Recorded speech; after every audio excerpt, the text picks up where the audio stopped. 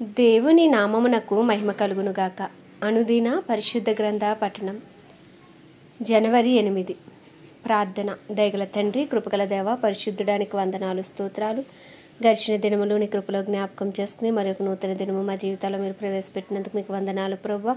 ఈ దినం వాక్యం చదువుతుండగా నీ ఆత్మతో నింపి నడిపించండి. ఆది నుంచి అంతం వరకు మీరే తోడుగా ఉండమని యేసు క్రీస్తు అతి పరిశుద్ధ నామములో అడిగి వేడుకొంచున్నాము మా పరమ తండ్రి. ఆమేన్. ఆదికాండము 22 నుండి 24 అధ్యాయములు. 22వ అధ్యాయము. ఆ సంగతులు జరిగిన తరువాత దేవుడు అబ్రహామును పరిశోధించెను. ఎట్లనగా ఆయన అబ్రహామా అని పిలువగా అతడు చిత్తము ప్రభువా అనెను.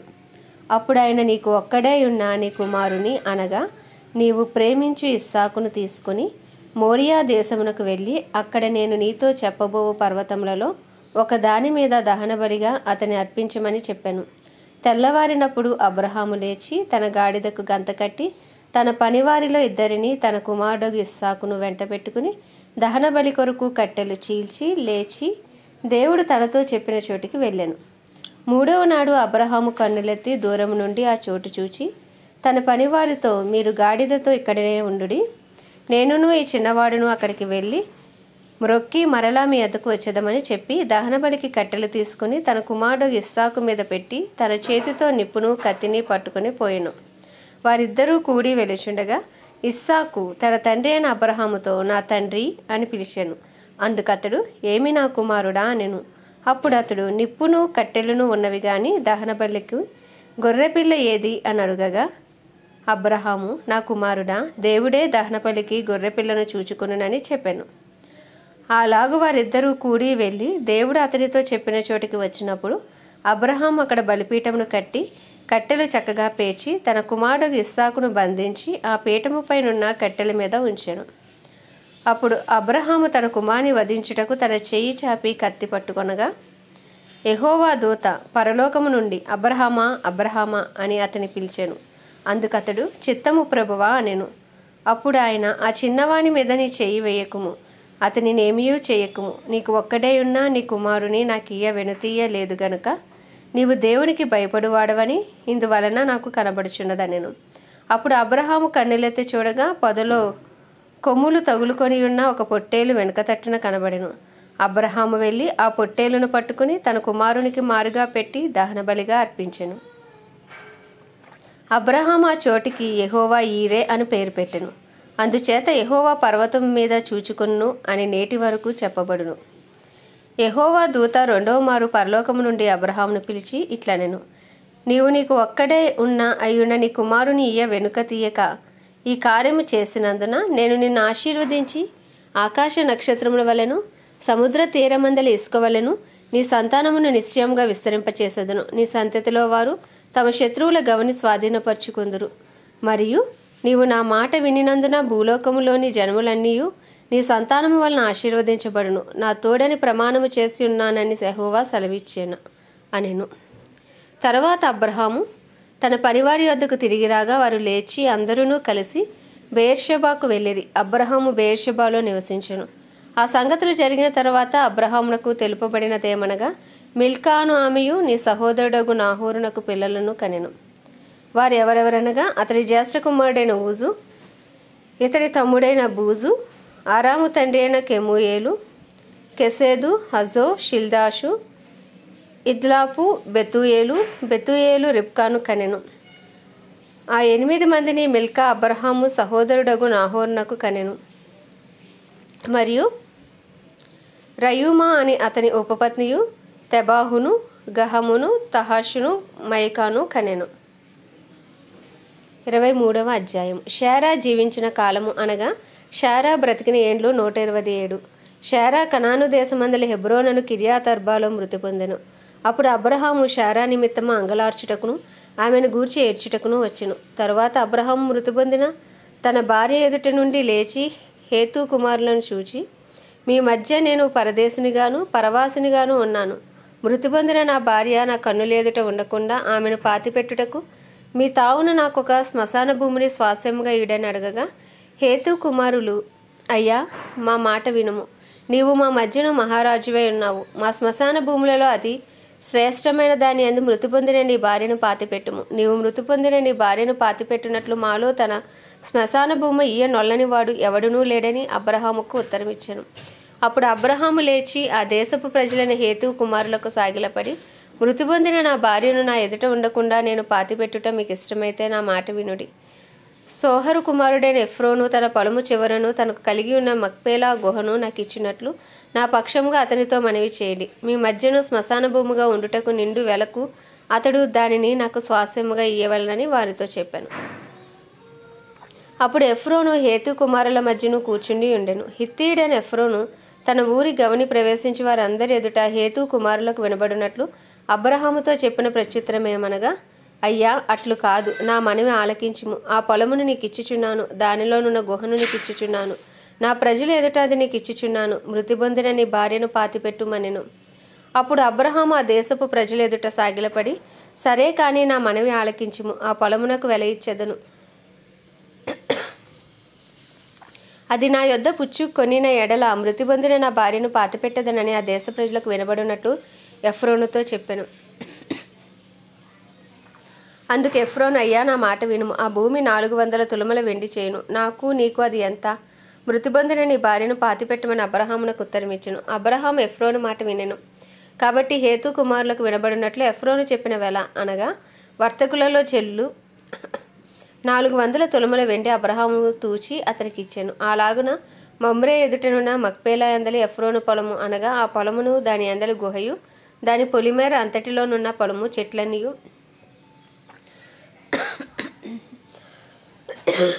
అతని ఊరి గవని ప్రవేశించి వారందరిలో హేతు కుమారుల ఎదుట అబ్రహామునకు స్వాస్యముగా స్థిరపరచబడెను. ఆ తర్వాత అబ్రహాము కనాను దేశంలో హెబ్రోనును మమ్రే ఎదుటనున్న మక్మేలా పొలము గుహలో తన భార్య అయిన షారాను పాతిపెట్టెను.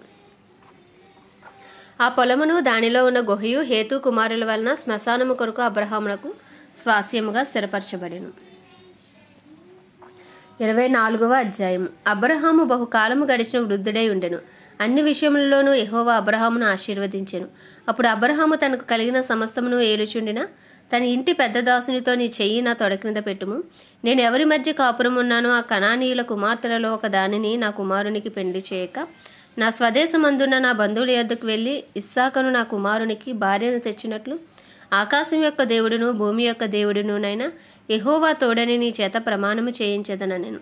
ఆ దాసుడు, ఈ దేశమునకు నా వెంట వచ్చుటకు ఒకవేళ ఆ స్త్రీ ఇష్టపడని ఎడల నీవు బయలుదేరి వచ్చిన దేశమునకు నేను నీ కుమారుని తీసుకుని పోవలనా అని అడుగగా, అబ్రహాం అక్కడికి నా కుమారుని తీసుకుని పోకూడదు సుమి. నా తండ్రి ఇంటి నుండి నేను పుట్టిన దేశము నుండి నన్ను తెచ్చి నాతో మాట్లాడి నీ సంతానమునకు ఈ దేశము నిచ్చెదరని ప్రమాణము చేసి నాతో చెప్పిన పరలోకపు దేవుడగు యెహోవా తన దూతను నీకు ముందుగా పంపును. అక్కడి నుండి నీవు నా కుమారునికి భార్యను తీసుకుని వచ్చేదవు. అయితే నీ వెంట వచ్చుటకు ఆ స్త్రీ ఇష్టపడని ఎడల ఈ ప్రమాణము నుండి విడుదల పొందెదవు గాని నీవు నా కుమారుని అక్కడికి తీసుకుని పోకూడదని అతనితో చెప్పాను. ఆ దాసుడు తన యజమానుడుగా అబ్రహాము తొడ కింద తన చేయి పెట్టి ఈ సంగతి విషయమే ప్రమాణము చేసెను. అతడు తన యజమానుని ఒంటెలలో 10 ఒంటెలను తన యజమానుని ఆస్తిలో శ్రేష్టమైన నానా విధములకు వస్తువులను తీసుకుని పోయాను. అతడు లేచి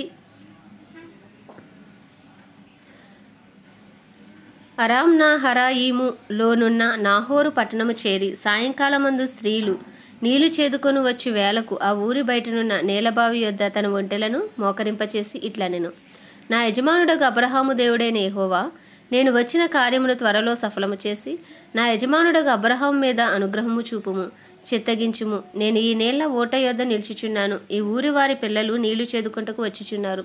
కాబట్టి నేను త్రాగునట్లు నీవు దయచేసి నీ కడవను వంచుమని నేను చెప్పగా, నీవు త్రాగుము, నీ ఒంటెలకును నీళ్లు పెట్టెదనని ఏ చిన్నది చెప్పునో ఆమెయే నీ సేవకుడైన ఇస్సాకు కొరకు నీవు నియమించినదై ఉండునుగాక.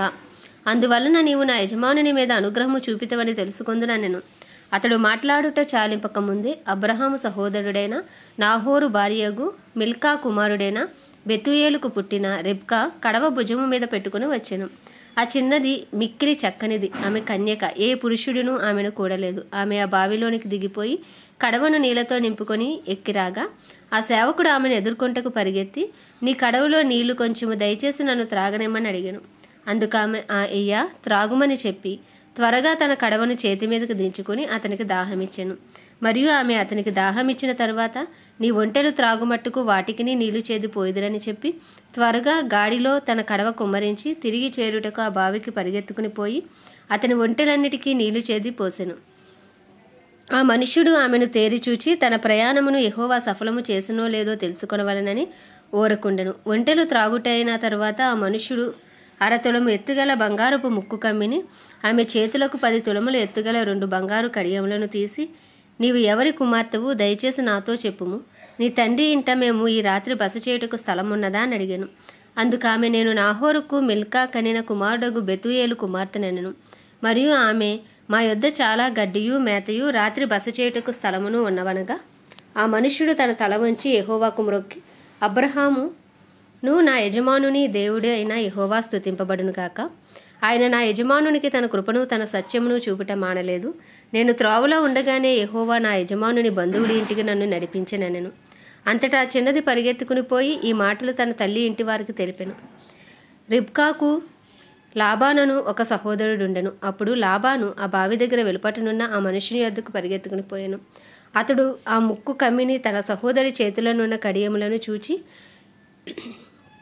ఆ మనుష్యుడు ఇలాగు నాతో మాట్లాడినని తన సహోదరి అయిన రిబ్కా చెప్పిన మాటలు విని ఆ మనుషుని యొద్దకు వచ్చెను. అతడు ఆ బావి యొద్ద ఒంటెల దగ్గర నిలిచి ఉండగా లాబాను, యెహోవా వలన ఆశీర్వదింపబడినవాడా, లోపలికి రమ్ము. నీవు బయట నిలవనేలా?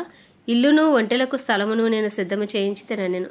ఆ మనుష్యుడు ఇంటికి వచ్చినప్పుడు లాబాను ఒంటెల గంతలు విప్పి ఒంటెలకు గడ్డియు మేతయు కాలు కడుక్కొంటకు అతనికిని అతనితో కూడా ఉన్నవారికి నీళ్ళు ఇచ్చి అతనికి భోజనమును పెట్టించెను. గాని అతడు నేను వచ్చిన పని చెప్పక మునుపు భోజనము చేయననగా లాబాను చెప్పమనెను. అంతటా అతడు ఇట్లనెను, నేను అబ్రహాము దాసుడను. యెహోవా నా యజమానుని బహుగా ఆశీర్వదించెను గనుక అతడు గొప్పవాడాయను. అతనికి గొర్రెలను గొడ్లను వెండి బంగారములను దాసదాసీ జనమును ఒంటెలను గాడిదలను దయచేసెను. నా యజమానుని భార్య అయిన శారా వృద్ధాప్యంలో నా యజమానునికి కుమారుని కనెను.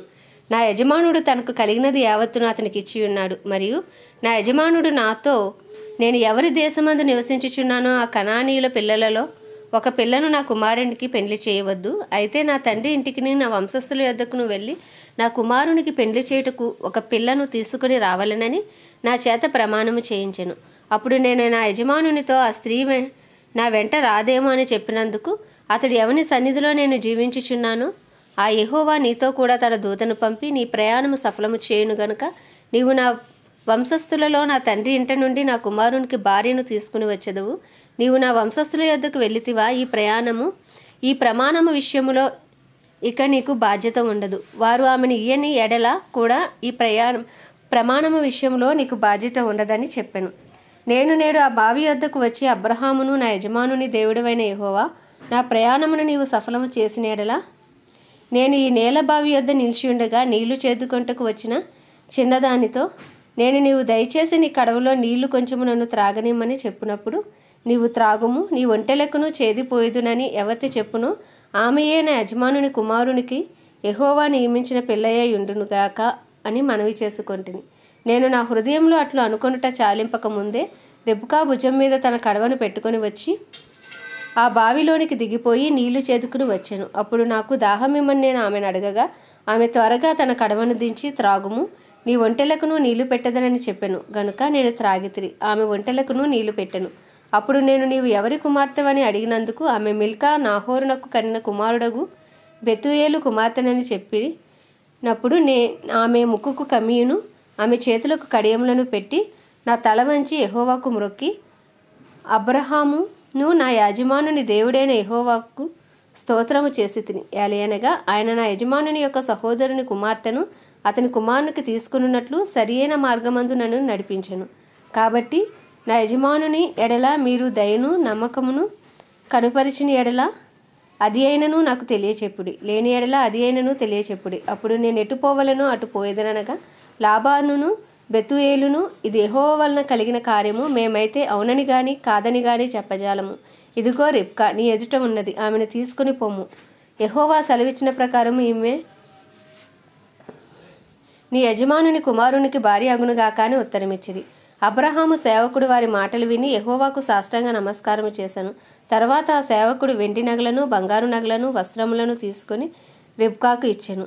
మరియు అతడు ఆమె సహోదరునికి తల్లికిని విలువగల వస్తువులు ఇచ్చెను. అతడును అతనితో కూడా ఉన్న మనుషులను అన్నపానములు పుచ్చుకొని అక్కడ రాత్రి అంతయు ఉండిరి. ఉదయమున వారు లేచినప్పుడు అతడు నా యజమానుని యొద్దకు నన్ను పంపించుడని చెప్పగా, ఆమె సహోదరుడును ఆమె తల్లియు ఈ చిన్నదాని 10 దినములైనను మా యొద్ద ఉండనిమ్ము, ఆ తర్వాత ఆమె వెళ్ళవచ్చుననిరి. అప్పుడు అతడు యెహోవా నా ప్రయాణమును సఫలము చేసెను గనక నాకు తడువు కానియక నన్ను పంపించుడి, నా యజమానుని యొద్దకు వెళ్ళదనని చెప్పినప్పుడు వారు ఆ చిన్నదానిని పిలిచి ఆమె ఏమనునో తెలుసుకొందుమని చెప్పుకొని రిబ్కాను పిలిచి మనుషునితో కూడా వెళ్ళెదవా అని ఆమెను అడిగినప్పుడు వెళ్ళెదనెను.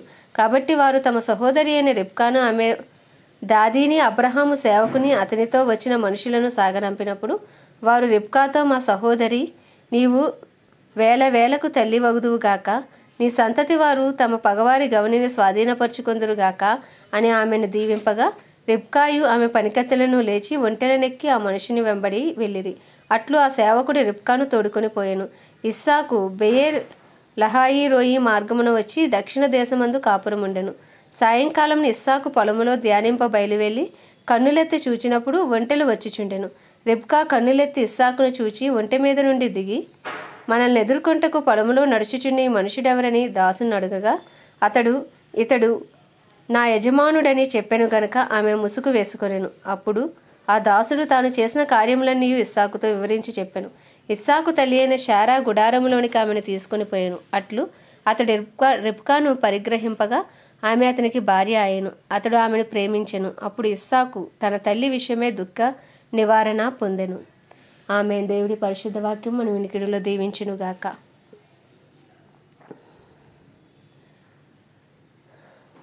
ప్రార్థన. దయగల తండ్రి, కృపగల దేవ, పరిశుద్ధుడానికి వందనాలు, స్తోత్రాలు ప్రభా. అయ్యా నీ కృపలో నాయన జ్ఞాపకం చేసుకుని గడిచిన దినములను కాచి కాపాడి మరి ఒక నూతన దినము మా జీవితాల్లో మీరు ప్రవేశపెట్టేందుకు మీకు వందనాలు ప్రభా. అయ్యా ఈ దినం మీరు వాక్యం చదవటానికి ఇచ్చిన కృపను బట్టి మీకు వందనాలు, స్తోత్రాలు, స్తుతులు చెల్లించుకున్నాం. వినిన వాక్యం మా హృదయాలు ఫలింపచేయండి నాయన. నీకే వందనాలు ప్రభా. వాక్యం అర్థం చేసుకోవడానికి కావాల్సిన జ్ఞానము, తెలివి, వివేచన మాకు దయచేయండి. మా మనోనేత్రాలు తెరవండి ప్రభా. అయ్యా నీకే స్తుతులు, స్తోత్రాలు చెల్లించుకుంటున్నాం. మా జీవితాలు మీరు చేసిన ప్రతి మేలుని బట్టి, ఉపకారం బట్టి మీ కృతజ్ఞతాస్తుతులు ప్రభా. అయ్యా నీ కృప కొరకు, నీ దయ కొరకు వందనాలు అయ్యా. ఈ ఉదయకాలం మా అపరాధములు, మా పాపములు దయతో క్షమించండి నాయన. మా దోషములు దయతో క్షమించండి ప్రభా. నీ కృపలో మమ్మల్ని జ్ఞాపకం చేసుకోండి. మా కుటుంబస్తుల పాపం సైతం దయతో క్షమించండి ప్రభా. నీ సన్నిధిలో నిందారహితంగా నిలవబెట్టండి. నీతిమంతులుగా మమ్మల్ని తీర్చండి అయ్యా. నీ సన్నిధి కాంతి మా మీద ప్రకాశింపచేయండి. మా పట్టణాన్ని నాయన, మా దేశాన్ని మీ హస్తాలకు అప్పచెప్పుకుంటున్నాం. మా దేశంపై నీ కృప కలుగును గాక. మా దేశంలో కడవరి ఉజ్జీవం రగులు కొనును గాక అని ప్రార్థిస్తున్నాం ప్రభా. ఈ దినం రష్యా కొరకు ప్రార్థిస్తున్నాం. రష్యాపై నీ కృప కలుగును గాక. అయ్యా రష్యాని దర్శించు, రష్యాలోనైనా ఉజ్జీవాన్ని రగిలించు, రష్యా పక్షంగా నీ కార్యాలు జరిగించు తండ్రి. అయ్యా నీకే స్తోత్రాలు నాయన. ఇజ్రాయెల్ దేశం కొరకు ప్రార్థిస్తున్నాం. ఇజ్రాయెల్ సరిహద్దులో సమాధానం ఉంచండి. ఇజ్రాయెల్ ప్రజలకు క్షేమం అనుగ్రహించండి. ఇజ్రాయెల్లోని చిత్తము జరిగించండి అయ్యా. అలాగే ప్రపంచ దేశాలన్నిటి కొరకు, వాటిని పరిపాలిస్తున్న రాజులు, వారి కింద పనిచేసిన అధికారుల కొరకు ప్రార్థిస్తున్నాం నాయన. నీ కృప వారికి కలుగును గాక. జ్ఞానము, వివేచన గల మనసు వారికి దయచేయండి. అందరికీ అంతటా రక్షణ దయచేయండి ప్రభా. సమస్త మానవాళిని హస్తాలకు అప్పచెప్పుకునే ఇంకను సువార్తంద గ్రామాలు, ప్రాంతాలు, పట్టణాలు పట్టబడినట్లు సువార్థికలు లేపండి. అపోస్తలులు, ప్రవక్తలు లేపండి అయ్యా. కాపర్లను, ఉపదేశకులు లేపండి. ప్రార్థించే ప్రార్థనా వీరులను లేపండి. విజ్ఞాపనకర్తలను లేపమని ప్రార్థిస్తున్నాం తండ్రి. నీకు వందనాలు, స్తోత్రాలు, స్తుతులు చెల్లించుకుంటున్నాం ప్రభా. దైవజనులందరినీ బలపరచండి, అభిషేకంతో నింపండి. రాకపోకలో కాపుతలు దయచేయండి. నిలవబడిన ప్రతి చోట వాక్శక్తిని అనుగ్రహించి ధైర్యంతో వాక్యమును బోధించినట్టు నీ కృపను విస్తరింపచేయమని ప్రార్థిస్తున్న క్రైస్తవులందరినీ రూపాంతరపరిచి నీ రూపులోకి మార్చుకోండి నాయన. నీ పత్రికలుగా మార్చండి. డినామినేషన్స్ భేదం తొలగించండి. ఆత్మ అనుగ్రహించే ఏకత్వంలోనికి నడిపించండి ప్రభు. ఎత్తబడే సంఘంలో ఉండినట్లు నీ కృపను అనుగ్రహించమని అయ్యా ఈ దినమంతా నాయన మాకు మీరు తోడుగా ఉండండి. మా ఇలా అపరాధం చేసిన వాడిని మేము క్షమించిన ప్రకారం అపరాధములను క్షమించి ప్రభు మా అనుదిన ఆహారం మాకు నేడు దయచేయమని ప్రార్థిస్తున్నాం ప్రభు. ఈ దినమంతా మీరే తోడుగా ఉండి నడిపించమని, ప్రతి కీడు నుండి, దుష్టుడి బారి నుండి తప్పించమని యేసుక్రీస్తు అతి పరిశుద్ధ నామంలో అడిగి వేడుకొంచున్నాం మా పరమ తండ్రి. ఆమేన్. యేసు రక్తమే జయం, యేసు వాక్యమే విజయం, యేసు నామంలో సంపూర్ణ విజయము కలుగునుగాక. ఆమేన్, ఆమేన్, ఆమేన్.